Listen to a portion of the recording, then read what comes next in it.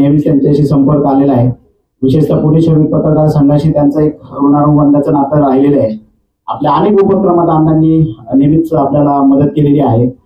आता साहजिक आपला माणूस केंद्रीय पातळीवर एक मोठ्या पदावर आहेत, तर आपलेच नाही तर आपल्या पुणे शहराचे प्रश्न मार्गी लागणार आहेत किंवा त्यांना एक निश्चितपणे गती मिळेल याचाही आनंद आपल्या सर्वांना आहे.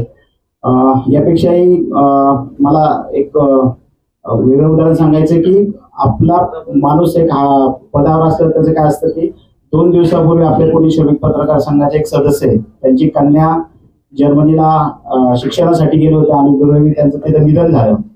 तर तिथले त्यांचे सहकारी जर्मनी एम्बेसीमध्ये आणि एअर इंडियाशी किमान 3 दिवस संपर्क करत होते, पण त्यांना कुठलीच मदत मिळत नव्हती. अण्णांनी चार्ज घेतला आणि त्याच रात्री आपले सहकारी सुनील राऊत यांनी अण्णांशी आणि आमचे मित्र विनोद सातव यांच्याशी संपर्क साधला. अण्णांनी लगेचच जर्मनी एम्बेसी आणि एअर इंडियाशी संपर्क साधला. जी डेड बॉडी यायला किमान 8 ते 10 दिवसांचा कालावधी लागणार होता ती उद्या येणार आहे. हा जो काही फरक असतो तो आपल्याला पाहायला मिळतो की आपल्यातल्या माणसाचं वैशिष्ट्यच हे असतं की तो आपल्याला कधी मध्यरात्री मदतीला जाऊ शकतो. हे एक उदाहरण आहेच. आपल्याला दिल्लीशी आपल्या पुणे श्रमिक पत्रकार संघाची दिल्ली टूर निघाली की आपल्याला माहिती आहे की दरवर्षी संसदेतले पास आणि राहण्याची व्यवस्था याची व्यवस्था करताना काय ताळमळ होती हे त्या कार्यकारिणीला आणि त्यांना माहिती आहे. हा प्रश्न आपल्याला आहे. म्हणजे दरवर्षी रेल्वेने आपण दिल्लीला जात होतो. पुढच्या वर्षी अध्यक्षांना एक वेगळा बहुमान मिळेल की वेगळ्या पद्धतीने जाईल. मला वाटतं यात आपल्या माणसांचं वैशिष्ट्य ठरेल. पत्रकार संघाशी त्यांचं नातं आहे. पुन्हा एकदा मी त्यांच्या कारकिर्दीला शुभेच्छा देतो आणि आपण वार्तालाप कार्यक्रमाला सुरुवात करूया. अण्णा आधी भूमिका मांडतील, त्याच्यानंतर प्रश्न उत्तर होतील. धन्यवाद. सर्वांना नमस्कार. आपले अध्यक्ष पद्मजी सांगोर, सुकृत आणि उपस्थित सर्वच माझे पत्रकार मित्र मैत्रिणी. खर तर खासदार आणि मग मंत्री आणि मग हा सगळा प्रवास इतक्या कमी दिवसाचा असा काही अजूनही विश्वास याच्यावरती काही बसत नाही. आणि आज शपथविधी झाला आणि मग 1.5 दिवसाची सुट्टी मिळाली म्हणून आज आपल्याकडे पुण्याला सगळ्यांना आज एकदा एक भेट होईल. त्यातच पुण्याला आलो ना आपल्या सगळ्यांना नाही भेटलो मग कार्यक्रमच होईल म्हणून विनोदाने घेऊया. हा ते मगाशी एक किस्सा मी सांगितला असं की हे झालं आणि सगळंच बदलून गेलं. ज्याची काही सवय नाही तेही सुरू झालं. धडाधड काय सॅल्यूट काय फॅल्यूट काय असं काय ते वेगळंच सुरू झालं. मी अध्यक्षांना म्हणलो एक नवीन आम्ही डायलॉग केलाय आता त्या जसं ते थप्पड से नहीं प्यार से डर लगता है साहब, तो डायलॉग आम्ही असा केलाय बदनामी से नहीं इज्जत से डर लगता है. गमतीचा भाग खूप प्रेम आणि खूप या सगळ्या याच्यामध्ये मनापासून या सगळ्याचा आनंद वाटतो की एक सर्वसामान्य कार्यकर्ता कुठली राजकीय पार्श्वभूमी नाही आणि बूथ स्तरावरती काम केल्यानंतर आज मागच्या 30 वर्षानंतरचा संघटनेतला प्रवास, लोकप्रतिनिधी प्रवास आणि आज इथपर्यंत आला. सकाळी विमानतळावरती आपल्या प्रसार माध्यमाचे सगळ्या मित्रांनी विचारलं की कसं वाटतंय आता. मी त्यांना म्हटलं की आज इथं स्वागताला जवळजवळ 1000-2000 कार्यकर्ते इथं जमलेले आहेत. ते ढोल वाजतायत, नाचतायत, झेंडे फिरवतायत आणि घोषणा देत आहेत.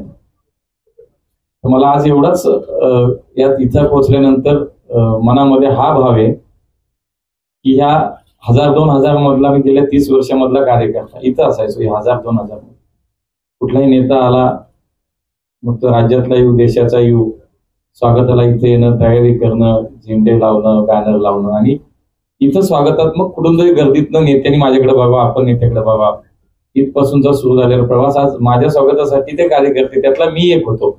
मला असं वाटतं की ती भावना आज खूप मला प्रकर्षाने जाणवलं की हे माझ्या पक्षात असं होतं. त्याचं पुन्हा एकदा एक उदाहरण मी माझ्या रूपानं पाहतो की अत्यंत सर्वसामान्य कार्यकर्ता तो प्रवास केंद्रीय मंत्रिपदापर्यंतचा त्यामुळे एक मनापासून सगळ्या माझ्या पक्ष नेतृत्वाला धन्यवाद देईन. माननीय मोदीजींनी, अमितभाईंनी, नड्डाजींनी, म्हणजे देवेंद्रजी आहेत, माननीय बावनकुळे साहेब आहेत, आमचे चंद्रकांत दादा आहेत, त्या सगळ्या गडकरी साहेब, सगळ्या मंडळींनी माझ्यावरती जो काही विश्वास व्यक्त केला. खरं तर मलाही स्वप्नात वाटलं नव्हतं असं काय होणार आहे. म्हणजे ज्या दिवशी मोदीजींचा शपथविधी होता त्या दिवशी मी त्या शपथविधीला आपल्याला जायचं म्हणून एक दिवस अगोदर गेलो, 2च दिवसाचे कपडे घेऊन गेलो होतो आणि शपथविधी संध्याकाळचा होता. सकाळी 9 वाजता झोपेतच होतो, मला संध्याकाळी जायचं शपथविधीला. 9 वाजता नड्डा साहेबांच्या पीएचा फोन आला आणि तो आमचा त्याचं नाव बरंच आहे, तर त्याचा फोन आला, म्हटला की साहब को बात करनी है आपसे. तर मला असं वाटलं की आदल्या दिवशी नड्डा साहेबांच्या ऑफिसमधून एक मेसेज सगळ्या खासदारांना आला होता की उद्या शपथविधी झाल्यानंतर सगळ्यांनी माझ्या घरी स्नेहभोजनाला या. म्हणून मला असं वाटलं की जेवढे जमेल तेवढ्या लोकांची बहुतेक साहेब बोलत आहेत. तर त्यांनी मला फोन केला, मुरली जी कहाँ हो, पुणे में हो या दिल्ली में हो? नहीं म्हणलं साहेब दिल्ली में हो. तो एक काम करो, असं थोडा पॉज घेतला. मी म्हणलं आता काय, मला काय म्हणलं शक्यतो पॉज घेतला, म्हणलं काहीतरी गडबड दिसते. एक काम करो, 11 बजे PM हाऊस आ जाओ, आपको शाम को शपथ लेनी है. मला काही सुधारणा, मी नक्की बघतो की तेच आहे, आवाज तोच आहे का तेच बोलतात, मला काही माहित नाही, कारण अपेक्षितच नाही. कारण पहिली वेळ आहे, मी पहिल्यांदा निवडून आपण गेलो आणि पहिल्याच टर्म मध्ये असं काही होत नाही, 100% होत नाही. पण ते मला असं वाटतं की हे सगळं एकूण स्वप्न होत होतं, विश्वासही बसत नव्हता. पण दुसऱ्या बाजूला दडपणही येत होतं की आता मात्र हे काहीतरी वेगळंच चाललंय. आणि मग PM हाऊसला गेलो, तिथं सगळ्यांना एकत्र बोलवलं, मोदीजी आले, आम्हाला सगळ्या जे काही शपथ घेण्याच्या सगळ्या मंत्र्यांना एकत्र बोलवलं. त्यांच्या पद्धतीने त्यांनी आम्हाला मार्गदर्शन केलं, काही सूचना केल्या. थोड्या मधल्या वेळात घरच्यांना फोन केला की जमलं जे काही विमान मिळत असेल तर असं काही होत नाही, 100% होत नाही. पण ते मला असं वाटतं की हे सगळं एकूण स्वप्न होत होतं, विश्वासही बसत नव्हता. पण दुसऱ्या बाजूला दडपणही येत होतं की आता मात्र हे काहीतरी वेगळंच चाललंय. आणि मग PM हाऊसला गेलो, तिथं सगळ्यांना एकत्र बोलवलं, मोदीजी आले, आम्हाला सगळ्या जे काही शपथ घेण्याच्या सगळ्या मंत्र्यांना एकत्र बोलवलं. त्यांच्या पद्धतीने त्यांनी आम्हाला मार्गदर्शन केलं, काही सूचना केल्या. थोड्या मधल्या वेळात घरच्यांना फोन केला की जमलं जे काही विमान मिळत असेल तर सापडत असेल तर या. आता थोडासा त्यांना 9:30ला कळल्यानंतर एक तासाभरात आवरून ते 11:45ला एअरपोर्टला पोहोचले. 11:15चं फ्लाईट त्यांना होतं, ते मिळालं होतं आणि म्हणून ते शपथविधीला आई आणि मुली बायको पोहोचले ते. पण हा इतकं सगळं अचानक होतं, याचं सगळं सांगायचं की काही विश्वास मला त्या सगळ्या मधल्या 2-4 तासात मलाच विश्वास बसत नव्हता, हे काय चाललं. PM हाऊसला डायरेक्ट एंट्री काय काय असं एकदम. आणि गेल्यानंतर मोदीजी म्हणले क्या पुणेकर कैसे हो, म्हणल्यानंतर म्हणलं नक्की एकदम अजून बरं वाटलं की आज यांच्या टीम मध्ये आपण काम करणार आहोत आणि संधी मिळतीये, खूप बरं वाटलं. शपथविधी घेताना सुद्धा ते एक दडपण होतं आणि शेवटी 3रा नंबर होता, त्यामुळे ते एक दडपण होतं, आणि कधीतरी संपला आता पाठ करून करून चुकायला लागलो बहुतेक. हातात होतं माझ्या शपथविधीची, आता ते पाठ तरी किती वेळा म्हणलं, पाठ एखादी सही आपण सारख्या मारत बसलो की चुकते शेवटी. तसं ते पाठ करता करता शब्द चुकायला लागले का असा संशय यायला लागला, मला ते खिशातच ठेवून दिलं. आणि तो एक वेगळा आयुष्यातला क्षण होता की या सगळ्या प्रवासामध्ये खूप माझ्या नेत्यांनी, माझ्या पक्षाने मला संधी दिली. आणि विशेष मी पुणेकरांना धन्यवाद देईन. पुणेकरांचा हा सन्मान यासाठी म्हणेन की विठ्ठलराव गाडगिळानंतर पुण्यातून लोकसभेचा खासदार निवडून गेलेला मंत्री हे 40 वर्षानंतर घडते. म्हणून मला असं वाटतं प्रत्येक पुणेकराचा सन्मान आहे, प्रत्येक पुणेकराला हा मान आहे की ते आता मंत्री झालाय. आणि म्हणून स्वाभाविकपणे पुणेकरांच्या आता अपेक्षाही वाढल्यात, कामही खूप करायचंय. 2 खाती जेव्हा मिळाली तेव्हा सिव्हिल एव्हिएशन आणि सहकार खातं. पण सहकार खातं म्हणल्यानंतर परत पोटात गोळा आला की आता बिग बॉस बरोबर काम करायचंय. म्हणजे खरं तर ज्यांना भेटण्यासाठी, आमच्यासारखे कार्यकर्ते आमच्या नेत्याला भेटण्यासाठी आम्ही खूप प्रयत्न करतो, कोणीतरी भेट व्हावी, ओळख व्हावी, नावाने हाक मारावी आपल्याला कधीतरी, अशी धडपड असते कार्यकर्त्याची. स्वाभाविक 30 वर्षाचा आमचा हा जगाभर, त्यात स्वाभाविक असं वाटतं ना की काहीतरी व्हावं. आज त्यांच्यावर काम करायचंय, 2 बैठका झाल्या. त्यामुळे खरं तर हे सगळं करत असताना आता जबाबदारीची जाणीव, माझ्या पुणेकरांनी मला इतकी मोठी संधी दिली आहे, त्यामुळे आता खूप पुढच्या काळामध्ये 5 वर्ष हे जबाबदारीची जाणीव आहे. या पुणे शहराला जसं प्रचारापूर्वी म्हणत होतो की देशातील सर्वोत्तम शहर करायचं, सर्वोत्तम शहर करायचं म्हणजे काय करायचं, तर सर्वार्थानं सर्वदृष्ट्या शहराचे अनेक विषय आहेत. पुढच्या 50 वर्षाचा पुण्याचा विचार करून आपल्याला काम करायचं. दिलेली संधी जी आहे, दिलेली जी काही जबाबदारी, त्याला न्याय द्यायचं काम केलं पाहिजे. मी 30 वर्षाच्या काळामध्ये संघटनेत खूप काम केलं. वॉर्डचा अध्यक्ष बसून मी आज महाराष्ट्राचा पक्षाचा सरचिटणीस म्हणून वॉर्ड अध्यक्ष, शहराचा विधानसभेचा अध्यक्ष, शहराचा युवक अध्यक्ष, शहराचा सरचिटणीस, असं खूप संघटनेतही काम केलं. आणि आज लोकप्रतिनिधी म्हणून गेली 20 वर्ष नगरसेवक, 2.5 वर्ष महापौर म्हणून काम करता आलं. त्यामुळं प्रशासकीय कामाचा थोडा अनुभव असला तरी हे आणि ते खूप वेगळं आहे. म्हणजे पहिले काही दिवस नक्की शिकायलाच लागतील. त्यामुळे झाल्यानंतर मागचे 4-5 दिवस सातत्यानं ब्रीफिंग घेणं किंवा अधिकाऱ्यांसमेत बैठका घेणं, कामाची माहिती करून घेणं, नक्की सिव्हिल एव्हिएशन मध्ये कामाचं स्वरूप काय आहे, इथलं प्रशासकीय सगळी यंत्रणेचं स्ट्रक्चर काय आहे, स्कोप ऑफ वर्क काय आहे, आपल्याला कुठल्या अधिकाऱ्याकडे काय, याचं केलं. सहकार खात्याचंही आमचं 2 बैठका आम्ही त्यांच्यासोबत झाल्या. त्यामुळे एक सुरुवात आहे आणि मला असं वाटतं की प्रत्येकाला आता ती उत्सुकता संपली आणि एक आनंदाचा क्षण होता, तोही सगळ्यांनी होता साजरा केला, सगळ्यांना बरं वाटलं. आता कधी माझी परीक्षा सुरू होणार आहे, ती म्हणजे कामाची. तेव्हा खूप अपेक्षा आहेत पुणेकरांच्या, खूप काम करायचं आहे आणि मला काम करायला आवडतं. मी एखादा विषय जर हातामध्ये कामाचा घेतला तर मी त्याचा खूप पाठपुरावा करतो सातत्यानं. मागच्या 2-3 दिवसात पुण्यातल्या अनेक विषयासंदर्भात इथे यायच्या आधी म्हणलं तुमच्याबरोबर बसायच्या आधी काहीतरी घेऊन यायला पाहिजे म्हणून 2-3 दिवस बऱ्यापैकी काही ना काही सुरुवात पुण्यातल्या काही विषयासाठी करून आलो, भेटीगाठी केल्या. कामच करायचे असा सगळा मनामध्ये विचार आहे. सहकार हा तर खरं तर सहकाराकडून समृद्धीकडे आपण म्हणतो. त्यामुळे हा एक मोठा आपल्या महाराष्ट्राचा तर सहकार एक आत्मा आहे. समाजातल्या अगदी शेवटच्या माणसापर्यंत, शेतकऱ्यापर्यंत त्याला समृद्ध करावं. सहकाराचं एवढं मोठं झालं महाराष्ट्रात, तर ते पुढच्या काळामध्ये ते अधिक शक्तिशाली करणं, त्याला आत्मनिर्भर करणं, शेवटच्या संस्थेला सुद्धा. म्हणजे देशात 8 लाख जर सहकारी संस्था आहेत तर त्यात फक्त महाराष्ट्रात 2.5 लाख आहेत. इतकं मोठं महाराष्ट्र. आणि म्हणून कदाचित मला असं वाटतं की माझ्यासारख्या कार्यकर्त्याला महाराष्ट्रामध्ये संधी दिल्याचं की खूप काम आहे, आता तुला कामाला लागायचं, तू काम केलं पाहिजे. आणि म्हणून या सगळ्या याच्यात खूप काम करायचंय. सिव्हिल एव्हिएशनच्या विषयामध्ये सुद्धा पुण्याशी संबंधित नवी मुंबईचं विमानतळ, पोरबंदरचं विमानतळ, खूप काही गोष्टी आहेत. केवळ पुणे नाही, महाराष्ट्रात आता एक पुणेकर म्हणून, एक सर्वसामान्य कार्यकर्ता म्हणून देशाची सेवा करायची संधी मिळते. खूप बरं वाटतंय, मनापासून खूप बरं वाटतंय. आपल्या सर्व पत्रकार मित्रांना मी मनापासून धन्यवाद देईन की आपणही या ठिकाणी माझं स्वागत केलंय. ते आपुलकीनं प्रेमाने आहे. आणि मलाही निश्चितपणे आता मीडिया हे रोजचं पाहिल्यानंतर तुमच्या झाल्यावर थोडंसं हायसं वाटलं, बरं वाटतं आपल्या लोकांच्या झालं. म्हणजे काही असो, असं असतं ते, ती एक भावना आहे. पुढच्या सगळ्या काळात पुणेकरांची साथ लागेल, आपल्या सगळ्यांची साथ लागेल. शेवटी मलाही काही एकट्याला सगळं कळतं असं नाही, मी शिकायचा प्रयत्न आता नक्की करणार. पण आपल्या सगळ्यांची सुद्धा मदत अगदी दिल्लीच्या या सगळ्या कामकाजामध्ये लागणार आहे. पुन्हा एकदा आपल्या सगळ्यांना मनापासून खूप खूप धन्यवाद. जे काय पुणेकरांच्या अपेक्षा असतील त्याच्यावरती 100% काम करण्याचा प्रामाणिक प्रयत्न नक्की करेल. धन्यवाद. एवढं 1 to 1 ज्याला विचारायचं मी बोलीन. प्रश्नोत्तराला आपण सुरुवात करू. प्रश्न कोणाचे काय?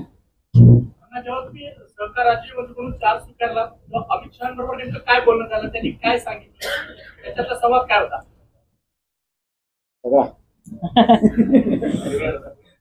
नाही, सुरुवात होती त्यामुळे थोडंच बोलणं झालं आणि ते फार कमी बोलतात. त्यामुळे पहिल्या दिवशी चार्ज घ्यायचा होता, ते कॅबिनेट मिनिस्टर म्हणून त्यांचा चार्ज घ्यायचा होता आणि बाजूला आम्हाला चार्ज घ्यायचा होता. ते आपल्या सर्व पत्रकार मित्रांना मी मनापासून धन्यवाद देईन की आपणही या ठिकाणी माझं स्वागत केलंय. ते आपुलकीनं प्रेमाने आहे. आणि मलाही निश्चितपणे आता मीडिया हे रोजचं पाहिल्यानंतर तुमच्या झाल्यावर थोडंसं हायसं वाटलं, बरं वाटतं आपल्या लोकांच्या झालं. म्हणजे काही असो, असं असतं ते, ती एक भावना आहे. पुढच्या सगळ्या काळात पुणेकरांची साथ लागेल, आपल्या सगळ्यांची साथ लागेल. शेवटी मलाही काही एकट्याला सगळं कळतं असं नाही, मी शिकायचा प्रयत्न आता नक्की करणार. पण आपल्या सगळ्यांची सुद्धा मदत अगदी दिल्लीच्या या सगळ्या कामकाजामध्ये लागणार आहे. पुन्हा एकदा आपल्या सगळ्यांना मनापासून खूप खूप धन्यवाद. जे काय पुणेकरांच्या अपेक्षा असतील त्याच्यावरती 100% काम करण्याचा प्रामाणिक प्रयत्न नक्की करेल. धन्यवाद. एवढं वन टू वन ज्याला विचारायचं मी बोलेन. प्रश्नोत्तराला आपण सुरुवात करू. प्रश्न कोणाचे काय? अण्णा, जेव्हा तुम्ही सहकार राज्यमंत्रीकडून चार्ज स्वीकारला तेव्हा अमित शहाबरोबर नेमकं काय बोलणं झालं, त्यांनी काय सांगितलं, त्याच्यातला संवाद काय होता?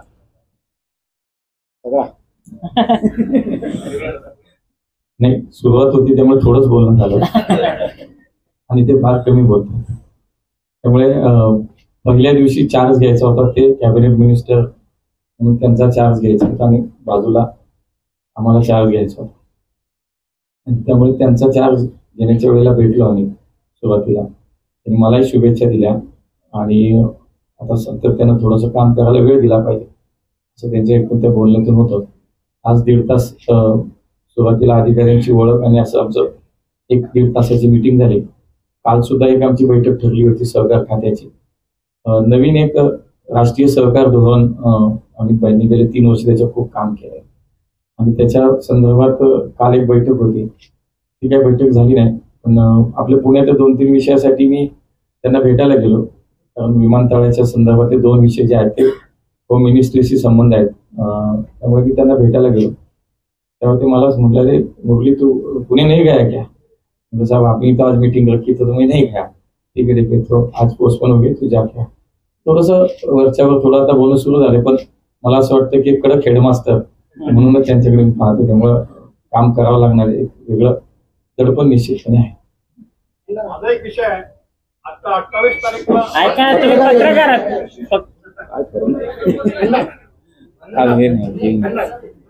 फक्त पत्रकारांनी प्रश्न विचारा आहेत की तुम्ही आता मंत्री झालेले आहात आणि तुम्ही पुण्याचे पहिलेच मंत्री झालात असंही नाहीये, पण तरी हे मोहळ वलय जे आहे ना, तर ते हे फार मला वेगळं दिसत आहे. तुमचं आज सकाळी स्वागत झालं, तर याचं तुमच्यामध्ये काय कारण असेल, काय असं आहे तुमच्यामध्ये? माझ्यामध्ये काही नाहीये. मला आता संधी दिली आहे, मला काम करायचंय. जे नेमून मी म्हणालो तसं 30 वर्षात जी जबाबदारी मिळाली ती मी पूर्ण करण्याचा प्रयत्न केला. पश्चिम महाराष्ट्राचा माझ्याकडे प्रभारी म्हणून राज्याचा सरचिटणीस म्हणून जबाबदारी होती. गेल्या 2 वर्षात पश्चिम महाराष्ट्र सगळ्या जिल्ह्यामध्ये संघटनात्मक विस्तारासाठी प्रवास करणं, राज्यातल्या वेगवेगळ्या भागात संघटनेच्या कामासाठी प्रवास करणं, हे जे काम दिलं महापौर म्हणून जबाबदारी होती शहराची, त्यावेळेला या शहराचा प्रथम नागरिक म्हणून, एक पालक म्हणून त्यावेळेला जे काम मला करणं अपेक्षित होतं ते मला असं वाटतं की फोकस हाच आला, जे दिलं तेच काम केलं पाहिजे आणि ते काम उत्तम केलं पाहिजे. त्या दृष्टीने मी पाहतो. तेव्हा राज्यमंत्री म्हणून आपल्याला शपथ घ्यायला बोलवलं होतं, त्यावेळेला अजून तुम्हाला हे दिलेलं होतं का? कोणकोणती खाती डोक्यात होती ही मिळतील? खरं तर मी तिथं शपथ घेतोय, मला मंत्री केलं हे पहिलं विश्वास बसत नव्हता. खात्याचा विचारच डोक्यात नव्हता. तरी लोकच बोलायला लागले होते की क्रीडा मंत्री होणार का काय, क्रीडा खाते मिळणार का काय. मला काहीच माहित नव्हतं. मी कुणाशी बोलत नव्हतो. जे दिल ते मुकाट्याने घ्यायचं आणि काम करायचं. क्रीडा खाता आवडला असतं, क्रीडा मंत्री होणं आवडलं असतं. हे पण चांगलं काम आहे ना. मी शेतकऱ्याचं पोरग्यावर सहकार्यात काम करणार. तुम्ही स्वतः पहिलवान आहात, तर पहिलवानांबद्दल असं बोललं जातं की डोक्यापेक्षा ताकदीने जास्त काम करतात. बघा, तुम्ही कुठल्याही खेळाला मी नावं ठेवणार नाही. सगळे खेळ चांगलेच आहेत, सगळे खेळ. पण कुस्ती सारख्या खेळाचा नीट विचार करा. 3 मिनिटाचा एक राऊंड असतो. 3 मिनिटात 100 डाव करतात दोन्ही पैलवान मिळून. सेकंदापेक्षा कमी वेळात डाव बदलतात. तो डोक्यात येतो तेव्हाच घडतो. इतके हुशार असतात पैलवान, लक्षात घ्या. पहिलवानांचं उदाहरण दिलं, या 3 मिनिटात अण्णांनी कुणाला चितपट केलं असं समजायचं. असं काही माझी भावना नाही. मी अत्यंत साधा सरळ कार्यकर्ता आहे. हा, त्यामुळे कुस्तीचा आणि याचा कुठेही संबंध येत नाही. जे दिलंय ते करूया. राज्यमंत्री आहेत, राज्यमंत्रीपद आहेत, तर त्याच्यात असं काय बायफर्गेशन अजून नाही झालं, पण ते होईल. एक हरियाणाचे आहेत जे मागचे 10 वर्ष मंत्री आहेत. म्हणजे मोदीजींच्या सरकारमध्ये मागचे 10 वर्ष ते एमओएस म्हणूनच काम करतात. सिनियर लीडर आहेत हरियाणाचे. ते राज्यातही मंत्री होते. आताही 10 वर्ष ते केंद्रीय राज्यमंत्री म्हणून वेगवेगळ्या खात्यामध्ये त्यांनी काम केलंय. त्यामुळे कामाचं वाटप अजून नाही, पण मला असं वाटतं कदाचित पुढच्या काही दिवसामध्ये ते नक्की होईल. सिविल एविएशन मिनिस्टर के तौर पर आपकी प्रायोरिटीज क्या होंगी अन्ना, देश और नेशनल लेवल पर अगर बात करें तो? नहीं, नेशनल लेवल पे तो अभी तो शुरू हुआ है, मैंने चार्ज लिया है. बहुत कुछ काम करना है, तो मेरी प्रायोरिटी तो देश के लिए काम करना है, देश की सेवा करनी है। लेकिन पहले तो मुझे पुणे और महाराष्ट्र में जो कुछ 2-3 इश्यूज सामने है उस पर काम करना है। एक हमारा पुरंदर का एयरपोर्ट है, उस पर काम करना है। नवी मुंबई का एयरपोर्ट जो चल रहा है उसको गति से पूरा करना है। और हमारे पुणे का जो एयरपोर्ट है उसका रनवे का एक्सपेंशन हो या जो हमारा टर्मिनल अभी बन के पूरा हुआ है उसको शुरू करना है। 2-3 पहले इश्यू मेरे सामने है और उसके लिए मैं पिछले 4 दिन से बहुत काम वहाँ पे किया है, और बाद में मैं बताता हूँ। एअरपोर्टचं ऑफिस होतं इथं पुण्यात, ते बंद केलं. कशाचं? पुरंदर एअरपोर्ट भूसंपन्नासाठी एक ऑफिस इथे समन्वय. कुठल्या याचं? पुरंदर एअरपोर्ट. पुरंदरच्या बाबतीत खूप चांगली माहिती मी तुम्हाला 2 मिनिटात झालं आहे माझ्याकडे आणली त्याला सहकार आणि सकारात्मक सगळं आहे। आपलं सहकार राज्यमंत्रीपद मिळालंय। पश्चिम महाराष्ट्रामध्ये म्हटलं तर आपलं फक्त एक मंत्रीपद आहे आणि पूर्ण पश्चिम महाराष्ट्र पत्तावळीचं सगळं सहकाराचं हे म्हणून ओळखलं जात आहे। आता या खात्याला आपण जेव्हा पदभार स्वीकारला किंवा आता इथून पुढे विचार करतो तर आपल्याला कुठले आव्हाने वाटतं ते इकडे काम करतं? मी म्हणालो तसं की खरं तर सहकाराची पाळंमुळं अगदी खोलपर्यंत गेलेत आपल्याकडे, आपल्या राज्यामध्ये इतक्या मोठ्या संस्था आहेत, साखर कारखाने संस्था आहेत, दूध डेअरी, हे सगळ्या याच्यामध्ये खूप मोठा व्याप आहे आपल्याकडे आणि म्हणून काम पण अधिक आहे। मला असं वाटतं की आता आपण चार्ज तर एकच दिवस झाला चार्ज घेतलेला, त्यामुळे आता थोडं तुम्ही फार काही पुढचं याच्यात रोज आठवड्यानं भेटत जाऊ।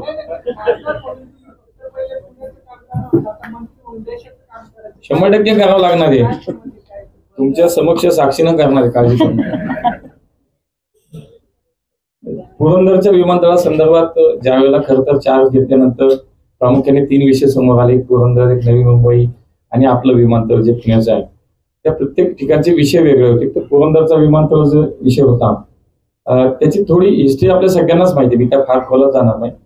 2018ला Maharashtra airport development company limited, म्हणजे ज्याला आपण MADC म्हणतो, यांनी या ठिकाणी केंद्राकडे प्रस्ताव पाठवला होता MOCला, म्हणजे आमचं जे खातं आहे त्याच्याकडे आपण मिनिस्ट्री ऑफ सिव्हिल एव्हिएशन, आमच्याकडे तो प्रस्ताव त्यावेळेला 2000ला पाठवला होता आणि त्याची साईट ज्याला आपण 1A जी सुरुवातीला साईट जी लोकेशन जे आपण ठरवलं होतं तर ते 1A या नावानं आपण तिथं काम सुरू करायचं म्हणून वरती मंत्रालय या खात्याला आपल्या MADCनी प्रस्ताव पाठवला होता आणि तो प्रस्तावही त्यावेळेला मान्य, मला असं वाटतं युतीचं सरकार राज्यामध्ये होतं, देवेंद्रजीच्या सरकारने त्या प्रस्तावाला मंजुरी दिली होती।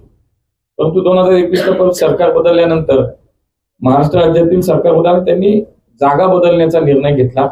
स्थानिक काही इश्यूज असतील का, मला आता त्याच्यात नाही जायचं का कशासाठी, आणि मला वाटतं आपणही जाऊ ना, आता कामाचा विषय आपण 5A नावाचा एक नवीन लोकेशन आयडेंटिफाय करण्यात आलं आणि त्या ठिकाणी हा सुधारित प्रस्ताव MOCला देण्यात आला, मिनिस्ट्री ऑफ सिव्हिल एव्हिएशनला आमच्या खात्यात। आणि त्यानंतर पुन्हा ते काही त्याच्यात पुढे काहीच झालं नव्हतं त्यावेळेला, काही त्याच्या टेक्निकली अडचणी असेल का असं झालं। पण पुन्हा 2023ला सरकार हे बदललं आणि पुन्हा नव्यानं आलेल्या सरकारने पहिल्याच जागेचा आग्रह केला, 1Aच्या जागेचा प्रस्ताव परत पाठवला गेला। मे 2024ला MODनी सुद्धा या ठिकाणी MADCला 1A साठी NOC दिली, म्हणजे MODचं सांगितलं जात होतं की मिनिस्ट्री ऑफ डिफेन्सचे अडचणी आहेत, काही आक्षेप आहेत, त्यांचे काही NOC लागतील।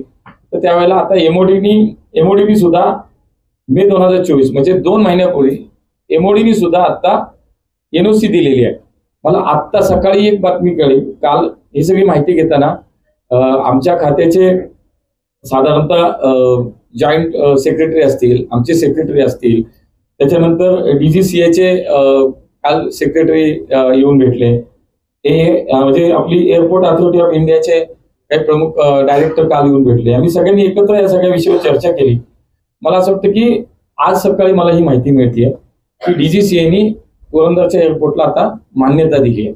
त्यामुळे director general of civil aviation ही खरं तर अथॉरिटी आहे, यांच्या माध्यमातून त्याला मान्यता दिली जाते।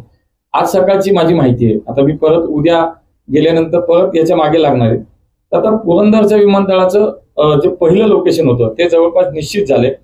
मला असं वाटतं की MODनी सुद्धा त्याला NOC दिली आहे आणि आता DGCA सुद्धा मान्यता दिली आहे. त्यामुळे पुढच्या काळात आता त्याला लँड ॲक्विजिशनसाठी राज्य सरकारच्या माध्यमातून आता पुढच्या कामाला, मग आता मी म्हणाल तसं DGCA असेल किंवा एअरपोर्ट अथॉरिटी ऑफ इंडिया असेल किंवा महाराष्ट्र एअरपोर्ट डेव्हलपमेंट कंपनी असेल, या सगळ्यांना एकत्रितपणे पुढच्या काळामध्ये आता लवकरात लवकर एक बैठक घेऊन जागेवरची पाहणी करून ही प्रक्रिया वेगानं करण्याचा जो काही विषय आहे तो ॲज अ MOS म्हणून मला असं वाटतं की मी आता ते सुरू केलंय. मागच्या 2-3 दिवसात खूप बैठका, खूप माहिती घेणं, याच्यासाठी खूप वेळ मी दिला आणि आता ते काम निश्चितपणे पुढे 100% जाईल. जॉईंट सेक्रेटरी ह्या सगळ्या लोकांना आम्ही काल बसवलं, त्या पुरंदरच्या विषयात सगळी कागदपत्र काढायला लावली आणि त्या कामाची सुरुवात झाली, त्याला हालचाल झाली. आणि खऱ्या अर्थाने मी केली म्हणून नाही, पण चालू होतं ते काम सगळं. राज्य सरकार आपलं पाठपुरावा करत होतं. मधल्या काळामध्ये एकनाथ शिंदे साहेबांनी पत्रावर केला, अजितदादांनी बैठक घेतली, हे चालू होतं राज्यामध्ये सुद्धा. असं नाही की मी आज तिथे गेलो म्हणून काहीतरी वेगळाच तीर मारला, असं नाही. पण हे काम चालू होतं आणि माननीय देवेंद्रजीशी 2-3 दिवस मी या सगळ्या विषयावर चर्चा केली. हे 3 विषय प्राधान्यानं मला असं वाटतंय, तर ते त्यांनी मला काही त्याच्यामध्ये इनपुट्स दिले आणि म्हणून मी 2 दिवस झाले या सगळ्यावरती काम करतो. त्यामुळे पुरंदरच्या विमानतळाच्या बहुतेक मला असं वाटतं की 99% टेक्निकली काही जे काही त्याच्यामध्ये अडचणी होत्या त्या आता पूर्ण झालेल्या दिसतात, संपलेल्या दिसतात. आता विषय राहील लँड ॲक्विजिशनचा. तो राज्य सरकार तयार आहे, त्याच्यामध्ये कुठंच अडचण आहे. त्यामुळे ही प्रक्रिया वेगानंच सुरू होईल, मला याच्यात आता शंका वाटत नाही. एक दुसरा विषय जो होता पुण्याच्या आपल्या विमानतळाचं रनवेचं एक्सपान्शन, आता याच्यामध्ये सुद्धा खूप दिवस काम चाललंय. म्हणून मी काल 2 दिवस झालं त्याची माहिती खूप घेतली आणि उद्या सकाळी 11 वाजता पुणे विमानतळाचे आपले जे काही एअरपोर्ट डायरेक्टर असतील, डिव्हिजनल कमिशनरला मी त्या ठिकाणी उद्या बोलवलंय आणि उद्या एक बैठक सकाळी 11 वाजता याच विषयाची लावली आहे. आता याच्यामध्ये आपण जर पाहिलं तर आपल्याकडं रनवेचं एक्सपान्शन खूप महत्वाचं आहे. खूप दिवस झालं, मागे 60 लाख लोकसंख्या झाली. PCMC PMRD जर धरलं तर आपण खूप कुठे जातो आणि ही शोकांतिका नक्कीच की इथून मागच्या सगळ्या काळामध्ये हे काम थोडंसं आपल्याकडनं प्रयत्न झाले असतील पण पूर्णत्वाला नाही गेलं. म्हणून आता आपण काय केलं की ह्या सगळ्या याच्यामध्ये जवळपास 35 एकर जागा ही आवश्यक आहे, तरच आपल्याला D आणि E टाईपची विमानं जी आहेत ती इथून उड्डाणं घेऊ शकतील. आता फक्त C टाईपचं विमान आपल्या इथून उड्डाण करतं, ते म्हणजे काय 24 मीटर ते 36 मीटर रुंदीचं C टाईपचं. जर उद्या आपल्याला हे सगळं झालं तर आपल्या इथून D म्हणजे 36 मीटर ते 52 मीटर आणि E म्हणजे 52 मीटर ते 65 मीटर अशा टाईपची सुद्धा विमानं इथून उड्डाण घेतील.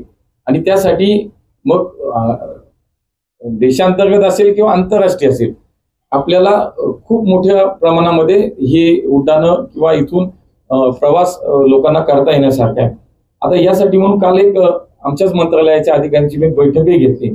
लवकरच MOC म्हणजे आमचं मंत्रालय असेल, MOD असेल आणि राज्य शासनाचं भूसंपादनाच्या विषयात आता आम्हाला तिघांना एकत्र करणार. मी इथून उद्या बैठक घेतल्यानंतर तिन्ही जे काही अथॉरिटीज आहेत या तिघांना एकत्र माननीय मुख्यमंत्री साहेबांना भेटेल, आमच्या दोन्ही उपमुख्यमंत्र्यांना भेटणार आहे आणि या संदर्भामध्ये, कारण शेवटी भूसंपादन हे केंद्रातून होत नाही, आमच्या खात्यातून होत नाही कुठल्याच गण, त्याला राज्य शासनानंच भूसंपादनासाठी पैसे द्यावे लागतात. मग हे भूसंपादनाचे पैसे कसे द्यावेत, राज्य सरकार का काही नियम करताना त्याला कुठल्याही पद्धतीची वेगळी अडचण आहे का, हे सगळं बघावं लागेल. हा बाबा काय ते बोलत होते. दिल्लीला किती दिवस जायचे आणि पुण्याला किती दिवस जायचं असं काही वेळापत्रक ठरलंय का?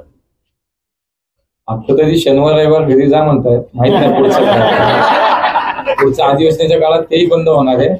आता काय माहिती, आता परवा तर सोमवारी परत बैठक आहे, मंगळवारी आसामला जा म्हणले. आता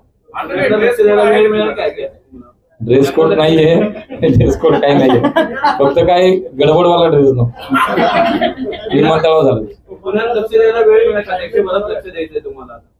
मला पुणेकरांनी निवडून दिलंय. मला शेवटी मी देशात जरी फिरलो, काम करायला मला जरी मिळालं, तर शेवटी माझं मूळ हे आहे, ज्या पुणेकरांनी मला निवडून दिलंय त्यांच्या अपेक्षा आहेत, त्यांच्यासाठी मला 100% उपलब्ध राहिलाच पाहिजे.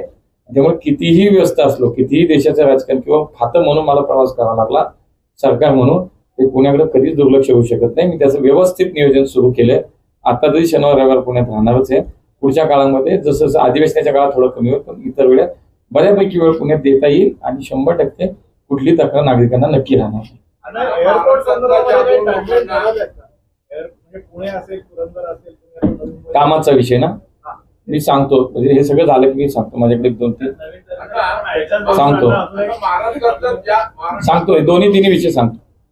महाराष्ट्रात 2 लोकांना मंत्रिपद मिळतं, त्यात तुम्ही म्हणजे मुळात असं आहे की आपलीच निवड का असा प्रश्न तुम्हाला पडला का, आणि त्यांनी काही तुम्हाला सांगितलं का? कारण आता नारायण राणे सारखे विद्यमान मंत्री त्यांचा बाजूला ठेवतो, तुमच्यासारख्या व्यक्तीला मंत्रिपद दिलं जातं. मी 30 वर्ष काढलीत ना संघटना, ठीक आहे. पण मलाही 100% मलाही असं वाटलंच नव्हतं की मी यावेळेला मंत्री होईल. एक खासदार म्हणून मला काम करायचं संधी मला लोकांनी दिली आहे, तेच माझ्या डोक्यात होतं. मला आता झालंय, दिली आहे संधी, दिली आहे जबाबदारी, दिली आहे. आता का दिली याच्यापेक्षाही दिली ते पूर्ण करू. आता त्याच्यात नको जायला, म्हणून मी काय असा विचार करत नाही. की बाबा तुम्हाला तुमच्याकडे काहीतरी भारतीय जनता सारखा बीजेपी सारखा पक्ष नेतृत्वाला 5 मिनिट तुमच्याशी बोलूनच सांगणार तुम्हाला की बाबा तुझ्यासाठी हे काम दिलंय. नाही, आता तरी करायच्या अगोदर काहीच बोलले नाही. आता केल्यावर बोलतील की काय काम करायचं, आणि मला जे दिलेलं काम असेल मला असं वाटतं ते मी जर नीट केलं पाहिजे, आणि मी नीट करीन, मी चांगलं करीन असा कदाचित विश्वास पक्ष नेतृत्वाला असावा, म्हणून त्यांनी मला संधी दिली. पुण्याहून काही महत्वाच्या शहरांना फ्लाईट आहे, पुण्याहून काही महत्वाच्या शहरांना डायरेक्ट फ्लाईट आहेत, पण अनेक महत्वाची शहरं अजूनही जोडली गेली नाहीत. उदाहरणार्थ पुण्यावरून अयोध्येला अजूनही डायरेक्ट फ्लाईट नाहीये. तर अशाच पद्धतीने स्लॉट वाढवण्याची मागणी खूप दिवसांपासून होती पुण्याची.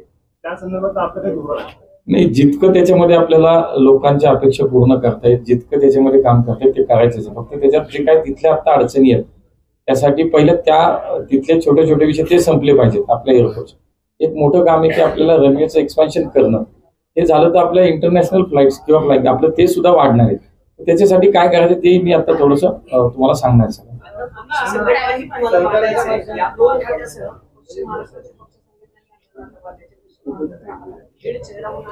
नाही, मूळ तर कार्यकर्ताच आहे मी, माझं पिंडच कार्यकर्त्याच आहे. त्यामुळे पक्ष सांगितलंय ते काम करायचं. उद्या म्हणाले की संघटनेचं काम करायचं, संघटनेचं काम.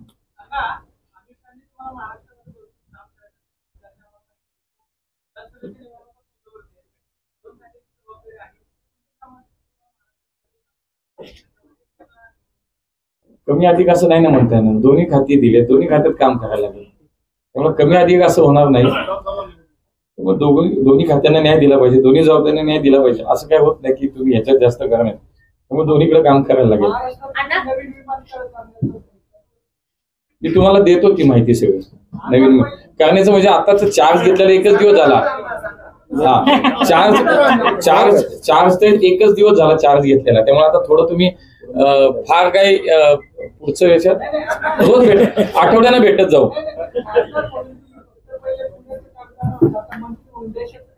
100% करावं लागणार आहे. तुमच्या समक्ष साक्षीनं करणार आहे, काळजी करू नका. पुरंदरच्या विमानतळा संदर्भात ज्या वेळेला खरं तर चार्ज घेतल्यानंतर प्रामुख्याने 3 विषय समोर आले. पुरंदर, एक नवी मुंबई आणि आपलं विमानतळ जे पुण्याचं आहे.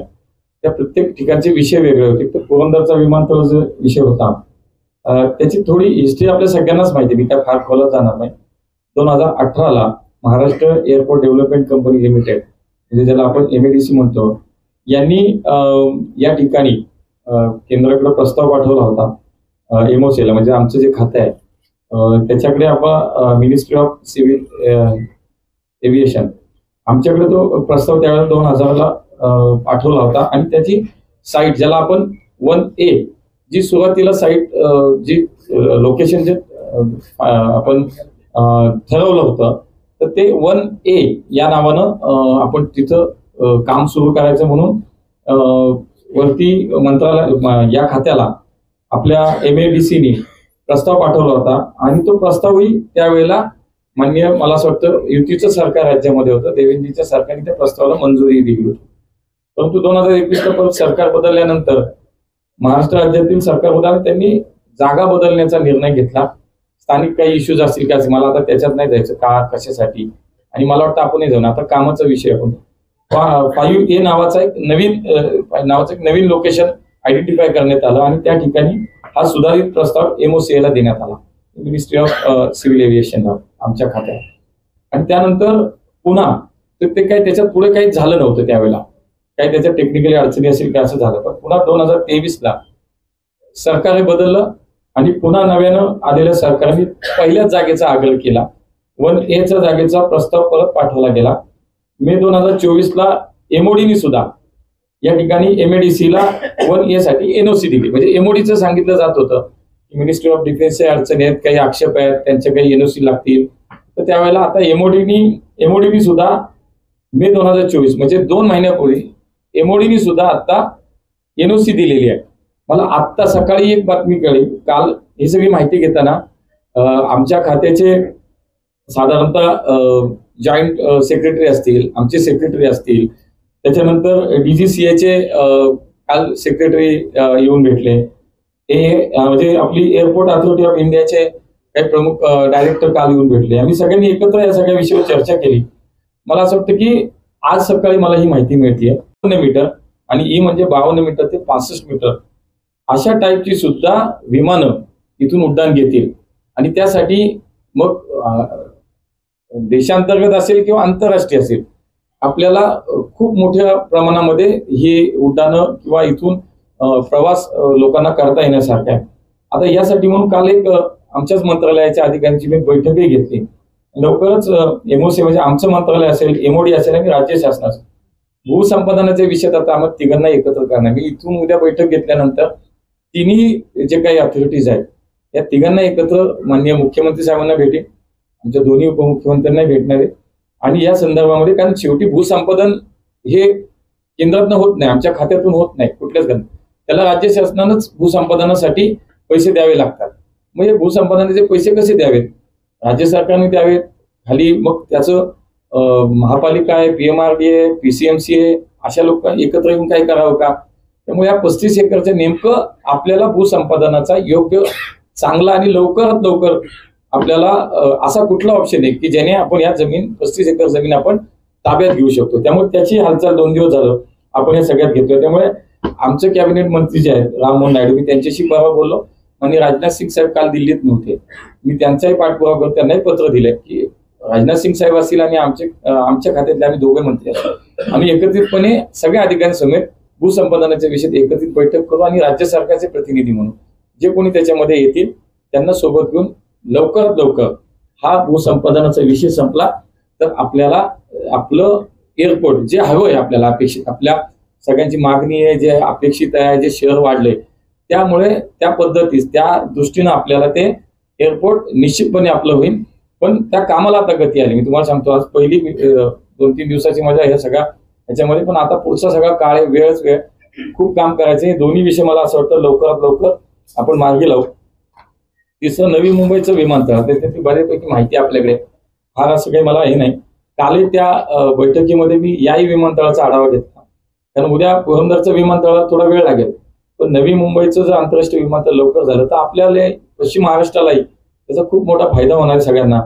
त्यामुळे काल जी काही बैठक घेतली त्याच्यामध्ये काही गोष्टीच्या पुढे आल्या. तर हे PPP मॉडेलवरती होणारं विमानतळ जुलै 2007ला केंद्र सरकारची त्याला मान्यता मिळाली आणि इतकं मोठं की एका वर्षात जवळपास 2 कोटी प्रवासी प्रवास करतील इतकी क्षमता असलेले हे विमानतळ आहे. आता काल जर मी पाहिलं ते पुढे घेतलं जवळपास 71% काम विमानतळाचं पूर्ण झालेलं आहे. खरं तर डिसेंबर 2024ला विमानतळाचं काम पूर्ण होणं अपेक्षित होतं, पण एकूण सगळी माहिती घेता असं लक्षात येते की मार्च 2025 पर्यंत त्या एअरपोर्टचं काम पूर्ण होईल. अशा काही जे काही चालू आहे काम त्या पद्धतीनं विश्वास वाटतो. उर्वरित कामं जी आहेत ती वेगानं पूर्ण करणं आणि लवकरात लवकर नवी मुंबईचं एअरपोर्ट हे पूर्ण करण्यासाठी म्हणून जे काही गेल्या 4-5 दिवसात मला वाटतंय त्याच्यावरती थोडंसं काम मी केलं. शिवाय काल आपल्या टर्मिनलचा विषय, बरेच दिवस झाला आपण टर्मिनल झाले पण ते चालू होत नाही. त्याच्यामध्ये 2 विषय होते. एका विषयाची पूर्तता झाली, दुसरा विषय खूप महत्वाचा होता जो CISF म्हणजे जो फोर्स आहे, security force, central industrial security force, हे जे मनुष्यबळ आपल्याला लागत होतं ते काही आपल्याला अजून मिळत नाहीये आणि म्हणून आपलं टर्मिनल पूर्ण होणे चालू होत नव्हतं. म्हणून काल माननीय अमित भाईंची मी भेट घेतली, यासाठीच घेतली आणि त्यांना मी पत्रही दिलं की लवकरात लवकर आम्हाला जर मनुष्यबळ दिलं, केवळ आणि केवळ त्याच्यासाठी आता हे थांबलेलं आहे, त्यामुळे आम्हाला मनुष्यबळ लवकर द्या, आमचं टर्मिनल सुरू करायचं. त्यांनी तात्काळ मला सांगितलं, मी लगेच करून देतो. ते पत्र लगेच त्यांनी त्यांच्या PS ला बोलवलं, पुढे दिलं. मला असं वाटतं की ते जर मनुष्यबळ आपल्याला लवकरात लवकर मिळालं तर आपलं टर्मिनल सुद्धा मला असं वाटतं की जास्तीत जास्त एक पुढच्या काही दिवसामध्ये, मी तर महिन्यात काही दिवसामध्ये आपलं टर्मिनल सुरू होईल. अशा पद्धतीने 2-3 विषय होते जे पुण्याच्या या तिन्ही विमानतळाच्या संदर्भात होते. मला आता सुरुवात आहे. मला प्राथमिक स्वरूपात जे काय करायचे ते ह्या 4-5 दिवसात हे सगळं केलंय. आता खऱ्या अर्थानं ते त्याचा पाठपुरावा करणं, ते काम पूर्ण करून घेणं. पुरंदरचं विमानतळ आहे, आमच्या विमानतळाचं रनवेचं एक्सपेन्शन आहे, नवी मुंबईचं विमानतळ पूर्ण करणं असेल. शिवाय राज्यातल्या अनेक जिल्ह्यांमध्ये या विमानतळाची त्याची मी माहिती मागवली आहे. ती काय मला काल घाईत होतं त्यामुळे मिळालं नाही. पण राज्यातल्या वेगवेगळ्या जिल्ह्यांमधली जी विमानतळांची मागणी आहे, काही काम सुरू झालेत, काही कामाचे प्रस्ताव आहेत, अशी सुद्धा सगळी माहिती गोळा करतोय. आणि आपल्या राज्यातल्या सुद्धा ह्या विमानसेवा त्या एकमेकाच्या सगळ्या आपल्या जिल्ह्यांना, आंतर जिल्ह्यांना जोडणाऱ्या असतील किंवा काही ठिकाणी आपल्याला चांगली सेवा अजून चांगल्या पद्धतीने देतात, याच्यावरती सुद्धा पुढच्या काळामध्ये निश्चितपणे काम करता येईल. मग मला असं वाटतं की सुरुवातीच्या काळामध्ये जे काही 3-4 मुद्दे मला वाटते ते केले.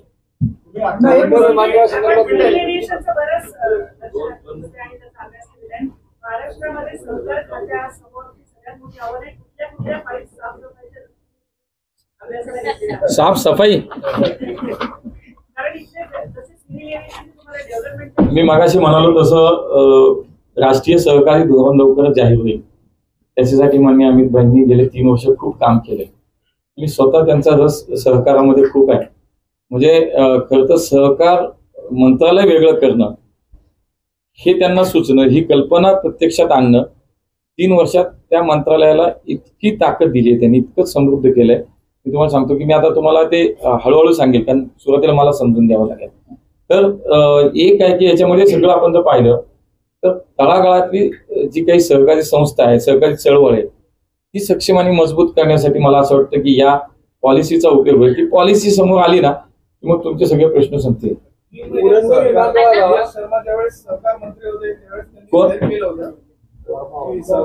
राज्यमंत्री होते. आचारसंहितेमुळे थांबलं होतं. आता आचारसंहिता असल्यामुळे थांबलं होतं. निवडणुका झाल्या, चार्ज घेतल्या अमितभाईंनी त्या दिवशी पॉलिसीच्या विषयावरती मिटिंग लावली आणि त्याच्यावरती आता चर्चा सुरू आहे. लवकरच ते धोरण जाहीर होईल. सहकार विद्यापीठाच्या विषयातही मी बोललो. मागच्या वेळेला पुण्यात ते आले होते, त्यानंतर त्यांनी पुण्यात होईल असं नाही पण पुण्यात जाहीर केलं होतं की एक सहकार विद्यापीठ हे देशातलं आम्हाला करायचंय. आणि मी वैकुंठभाई मेहतामध्ये हे सहकार विद्यापीठ आपल्याला करता येईल का याच्यावरती मी आता चर्चा करतोय. त्यांच्याशी मी वेळ मागितली आहे.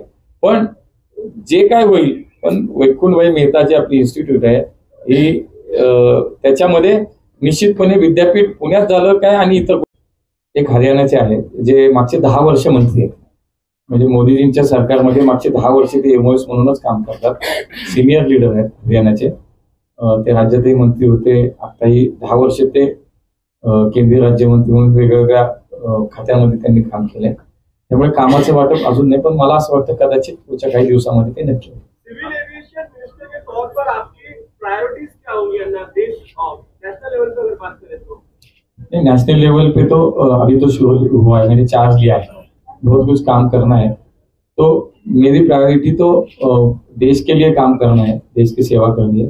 लेकिन पहले तो मुझे पुणे और महाराष्ट्र में जो कुछ 2-3 इश्यूज सामने है उस पर काम करना है.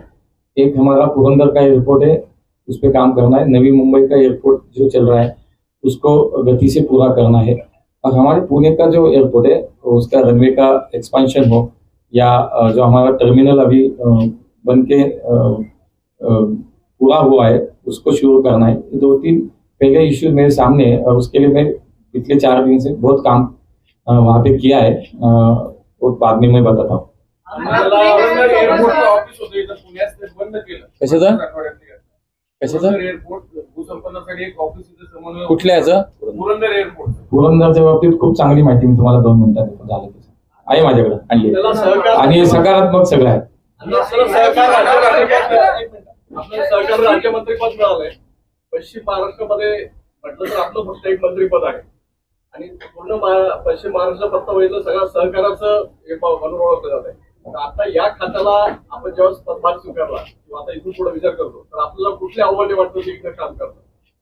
मी म्हणालो तसं की खरं तर सहकाराची पाळंमुळं अगदी खोलपर्यंत गेलेत आपल्याकडे, आपल्या राज्यामध्ये इतक्या मोठ्या संस्था आहेत, साखर कारखाने संस्था आहेत, दूध डेअरी, हे सगळ्या याच्यामध्ये खूप मोठा व्याप आहे आपल्याकडे आणि म्हणून काम पण अधिक आहे. मला असं वाटतं की आता आपण नेहमी म्हणतो सहकाराकडून समृद्धीकडे, तर खरं तर हे नवीन जे धोरण होतंय त्या धोरणाच्या माध्यमातून केवळ महाराष्ट्रच नाही, मला असं वाटतं देशामध्ये सुद्धा ही आपलं जे काही सहकार आहे, सहकाराच्या माध्यमातून समाज समृद्ध करणं, अशा पद्धतीनं खूप चांगल्या रचना, काही चांगले विषय त्याच्यामध्ये आणलेले आहेत. मी आज नाही सांगणार, पण ते मी त्याचं काही गेले 2 दिवस अभ्यास करतोय, वाचतोय. तर पुढच्या काही दिवसामध्ये ते धोरणही जाहीर होईल, राष्ट्रीय सहकारी राष्ट्रीय धोरण. त्यामुळे त्याच्यात खूप काय आहे आणि शेवटी बघा सहकाराच्या माध्यमातून दूध डेअरी असेल, विविध कार्यकारी सोसायटी असेल, जिल्हा बँक असेल, पतसंस्था असेल, याचं इतकं मोठी ताकद या राज्यामध्ये आपल्या, तर त्याला समृद्ध करणं, त्याला ताकद देणं, त्या छोट्या छोट्या घटकाला जर समृद्ध केलं तर खालचा शेतकरी, खालचा त्याचा लाभार्थी जो आहे तो अधिक सक्षम होईल, तो आत्मनिर्भर होईल. या दृष्टीनं खूप काही गोष्टी त्याच्यात आहे. आपल्याला या थोड्याशा ह्याच्यात काही सांगता येणार नाही, त्याला खूप काही गोष्टी आहेत, त्या सविस्तर एकदा आपण नक्की भेटून सांगू. या सहकारावरती राज्यात काँग्रेस आणि राष्ट्रवादीचं वर्चस्व आहे, आपल्याला माहिती आहे. तुमचा पक्ष असं नाही आता काय राहिलं बाबा, मी तुम्हाला सांगतो आमच्या सोसायट्या किंवा आमच्या नेत्यांच्या कारखाने, जिल्हा बँक तुम्हाला मी लाईनीने सांगू शकतो. आज आमच्याकडं आमच्या पक्षाचे नेते असतील, म्हणजे अजितदादांचे असतील, शिंदे साहेबांचे, प्रत्येकाच्या नेत्यांचे किंवा तिथल्या कार्यकर्त्यांच्या सगळ्या याच्यामध्ये संस्था आहेत, साखर कारखाने आहेत, जिल्हा बँक आहेत, पतसंस्था आहेत, दूध संघ, जिल्हा दूध संघ आहेत, खूप मोठ्या संस्था मोठ्या संख्येनं त्या आमच्याकडे. त्यामुळे आता हे पहिल्यासारखं आता राहिलं नाही की त्या संस्था म्हणजे फक्त एक विशिष्टच काही मंडळांची म्हणून म्हणजे संपला.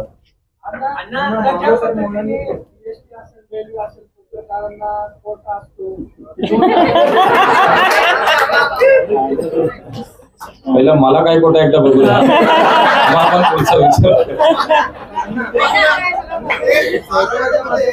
बारामतीमध्ये 2 खासदार आणि 1 डेप्युटी सीएम आहे. त्या कोल्हापूरमध्ये 2 खासदार आणि 1 मंत्री आहे. विकासाचा बॅलन्स कसा साधणार?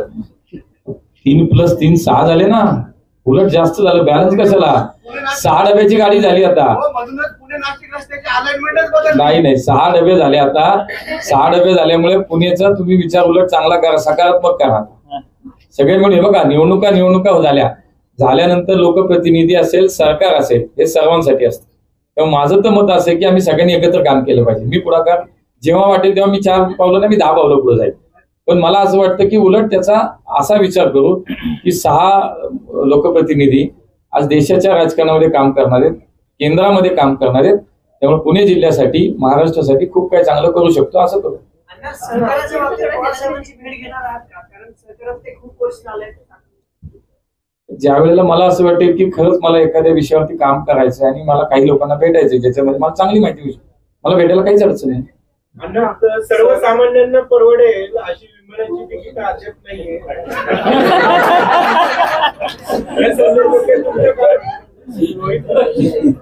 तुम्ही मंत्री झाल्यामुळे तिकीट वाढली.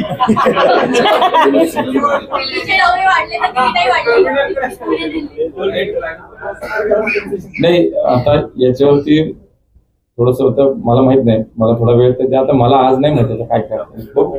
आमच्या कॅबिनेट मिनिस्टर जे आहेत त्यांनी त्या दिवशी घोषणा केली आहे खूप चांगल्या पद्धतीनं, सर्वसामान्य माणसाला परवडेल अशा पद्धतीनं विमानांचे दर हे निश्चितपणे त्याच्या आवाक्यात येतील यासाठी आम्ही काम करणार आहोत.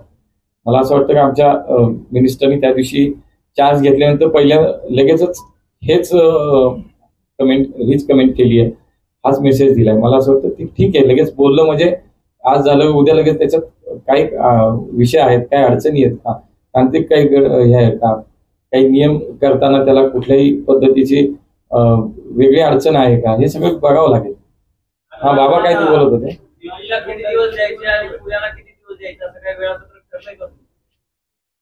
आता तरी शनिवार रविवार घरी जा म्हणतायत, माहित नाही पुढच्या अधिवेशनाच्या काळात तेही बंद होणार आहे. आता काय माहिती, आता परवा तर सोमवारी परत बैठक आहे, मंगळवारी आसामला जा म्हणते. आता वेळ मिळेल काय? ड्रेस कोड नाहीये, ड्रेस कोड काही नाहीये, फक्त काही गडबडवाला ड्रेस नको, विमानतळावर झालं. पुण्याला लक्ष द्यायला वेळ मिळेल का? मला लक्ष द्यायचंय तुम्हाला. मला पुणेकरांनी निवडून दिलंय, मला शेवटी मी देशात जरी फिरलो काम करायला मला जरी मिळालं तर शेवटी माझं मूळ हे आहे, ज्या पुणेकरांनी मला निवडून दिलंय त्यांच्या अपेक्षा आहेत, त्यांच्यासाठी मला 100% उपलब्ध राहिलाच पाहिजे. त्यामुळे कितीही व्यस्त असलो, कितीही देशाचं राजकीयचं विमानतळ त्याची बऱ्यापैकी माहिती आपल्याकडे, फार असं काही मला हे नाही. काल त्या बैठकीमध्ये मी याही विमानतळाचा आढावा घेतला, कारण उद्या पुरंदरचं विमानतळाला थोडा वेळ लागेल, पण नवी मुंबईचं जर आंतरराष्ट्रीय विमानतळ लवकर झालं तर आपल्याला पश्चिम महाराष्ट्रालाही त्याचा खूप मोठा फायदा होणार आहे सगळ्यांना. त्यामुळे काल जी काही बैठक होती त्याच्यामध्ये काही गोष्टीच्या पुढे आल्या. तर हे PPP मॉडेलवरती होणारं विमानतळ जुलै 2007 केंद्र सरकारची त्याला मान्यता मिळाली आणि इतकं मोठं की एका वर्षात जवळपास 2 कोटी प्रवासी प्रवास करतील इतकी क्षमता असलेले हे विमानतळ आहे. आता काल जर मी पाहिलं ते पुढे घेतलं जवळपास 71% काम विमानतळाचं पूर्ण झालेलं आहे. खरं तर डिसेंबर 2024 विमानतळाचं काम पूर्ण होणं अपेक्षित होतं, पण एकूण सगळी माहिती घेता असं लक्षात येते की मार्च 2025 पर्यंत त्या एअरपोर्टचं काम पूर्ण होईल. अशा काही जे काही चालू आहे काम त्या पद्धतीनं विश्वास वाटतो. उर्वरित कामं जी आहेत ती वेगानं पूर्ण करणं आणि लवकरात लवकर नवी मुंबईचं एअरपोर्ट हे पूर्ण करण्यासाठी म्हणून जे काही गेल्या 4-5 दिवसात मला वाटतं त्याच्यावरती थोडंसं काम मी केलं. शिवाय काल आपल्या टर्मिनलचा विषय, बरेच दिवस झाला आपण टर्मिनल झाले पण ते चालू होत नाही. त्याच्यामध्ये 2 विषय होते. एका विषयाची पूर्तता झाली, दुसरा विषय खूप महत्वाचा होता जो CISF म्हणजे जो फोर्स आहे, security force, central industrial security force, हे जे मनुष्यबळ आपल्याला लागत होतं ते काही आपल्याला अजून मिळत नाही आणि म्हणून आपलं टर्मिनल पूर्ण होणे चालू होत नव्हतं. म्हणून काल माननीय अमित भाईंची मी भेट घेतली, यासाठीच घेतली आणि त्यांना मी पत्रही दिलं की लवकरात लवकर आम्हाला जर मनुष्यबळ दिलं, केवळ आणि केवळ त्याच्यासाठी आता हे थांबलेलं आहे, त्यामुळे आम्हाला मनुष्यबळ लवकर द्या, आमचं टर्मिनल सुरू करायचं. त्यांनी तात्काळ मला सांगितलं, मी लगेच करून देतो. ते पत्र लगेच त्यांनी त्यांच्या PS ला बोलवलं, पुढे दिलं. मला असं वाटतं की ते जर मनुष्यबळ आपल्याला लवकरात लवकर मिळालं तर आपलं टर्मिनल सुद्धा मला असं वाटतं की जास्तीत जास्त एक पुढच्या काही दिवसामध्ये, मी तर महिन्यात काही दिवसामध्ये आपलं टर्मिनल सुरू होईल. अशा पद्धतीने 2-3 विषय होते जे पुण्याच्या या तिन्ही विमानतळाच्या संदर्भात होते. मला आता सुरुवात आहे, मला प्राथमिक स्वरूपात जे काय करायचे ते ह्या 4-5 दिवसात हे सगळं केलंय. आता खऱ्या अर्थानं ते त्याचा पाठपुरावा करणं, ते काम पूर्ण करून घेणं. पुरंदरचं विमानतळ आहे, आमच्या विमानतळाचं रनवेचं एक्सपेन्शन आहे, नवी मुंबईचं विमानतळ पूर्ण करणं असेल. शिवाय राज्यातल्या अनेक जिल्ह्यांमध्ये या विमानतळाची त्याची मी माहिती मागवली आहे, ती काय मला काल घाईत होतं त्यामुळे मिळालं नाही, पण राज्यातल्या वेगवेगळ्या जिल्ह्यांमधली जी विमानतळांची मागणी आहे, काही काम सुरू झालेत, काही कामाचे प्रस्ताव आहेत, अशी सुद्धा सगळी माहिती गोळा करतोय. आणि आपल्या राज्यातल्या सुद्धा ह्या विमान सेवा त्या एकमेकाच्या सगळ्या आपल्या जिल्ह्यांना, आंतर जिल्ह्यांना जोडणाऱ्या असतील किंवा काही ठिकाणी आपल्याला चांगली सेवा अजून चांगल्या पद्धतीने देतात, याच्यावरती सुद्धा पुढच्या काळामध्ये निश्चितपणे काम करता येईल. मला असं वाटतं की सुरुवातीच्या काळामध्ये जे काही 3-4 मुद्दे मला वाटते ते मी केले.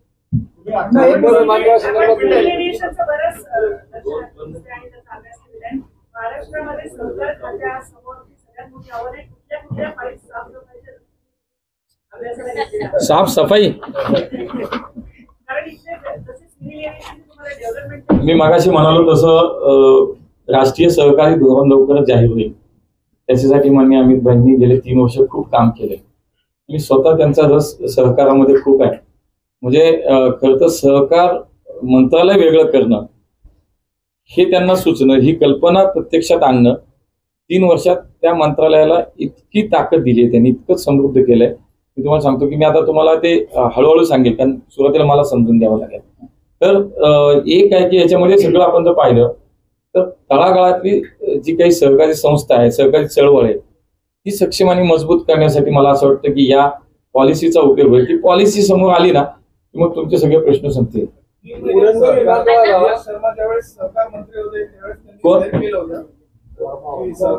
राज्यमंत्री होते. आचारसंहितेमुळे थांबलं होतं. आता आचारसंहिता असल्यामुळे थांबलं होतं. निवडणुका झाल्या, चार्ज घेतल्या अमित भाईंनी त्या दिवशी पॉलिसीच्या विषयावरती मिटिंग लावली आणि त्याच्यावरती आता चर्चा सुरू आहे. लवकरच ते धोरण जाहीर होईल. सहकार विद्यापीठाच्या विषयातही मी बोललो. मागच्या वेळेला पुण्यात ते आले होते, त्यानंतर त्यांनी पुण्यात होईल असं नाही पण पुण्यात जाहीर केलं होतं की एक सहकार विद्यापीठ हे देशातलं आम्हाला करायचंय आणि मी वैकुंठबाई मेहतामध्ये हे सहकार विद्यापीठ आपल्याला करता येईल का याच्यावरती मी आता चर्चा करतोय. त्यांच्याशी मी वेळ मागितली आहे, पण जे काय होईल, पण वैकुंठबाई मेहता जी आपली इन्स्टिट्यूट आहे ही त्याच्यामध्ये निश्चितपणे विद्यापीठ पुण्यात झालं काय आणि इतर कुठं, पण त्याच तोडीचं त्याला दर्जा मिळेल, त्याच तोडीचं त्याचं स्टेटस राहील, यासाठी तर 100% मी प्रयत्न करणार. एक खाजगी समूहाच्या माध्यमातून उभं राहणार आहे का? म्हणजे तसं मुंबईचं आहे तसं पुरंदरचं काय आहे? म्हणजे आता पहिलं ही प्रक्रिया पूर्ण होणं, जमीन ताब्यात घेणं, याची प्रक्रिया एकदा पूर्ण होईल, मग मला असं वाटतं त्याच्यावरती मी माहिती घेतो. या सातगावातून जागा जमीन घेतली जाणार आहे, त्याचा सुरुवातीपासून विरोध आहे, तर ते कसं समजणार काय? आता प्रक्रिया खूप पुढे गेली. मला असं वाटतं त्याच्याबद्दल काही ना काही ते नक्की झालं असेल, चर्चा झाली असतील, मार्ग काढले असतील, त्याशिवाय इतकं पुढे येणार नाही.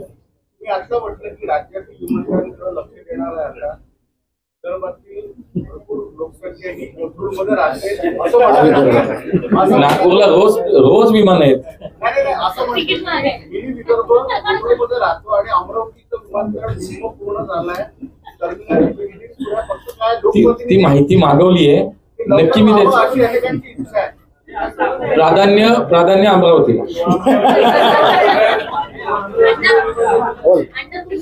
या दुसऱ्या खात्याबद्दल फार भरभरून बोलताय, नागरी उड्डाण बद्दल. सहकार त्या तुलनेला थोडं धाडसाचं तुम्हाला वाटतंय का? म्हणजे जेव्हा 2 खाती मिळाले थोडं धाडसाचं वाटलं का? उलट मला असं वाटतं की तिथे शिकायला खूप आहे. आता रोजच शिकायचं, कारण हेडमास्टर कडक एकदम अभ्यासू आहे, त्यामुळे तिथे शिकायला मिळेल. विमान विक्रीला 42 रुपये प्रति किलो करावा. थोडं हळूहळू एका दिवशी सगळं संपलं तर कसं, पुढच्या आठवड्यात आलं भेटू नका. शेवटचे 2 घेतल्यानंतर बारामतीवरून किती कोणाला शुभेच्छा? खूप लोक सगळ्यांनी केले फोन, काहींनी मीडिया समोर दिले, काहींनी फोनवर दिले. धन्यवाद. एक शेवटचा महायुती संदर्भातला प्रश्न आहे. संजय अंजली समितकर यांना आभार मानण्यासाठी बोलवतो.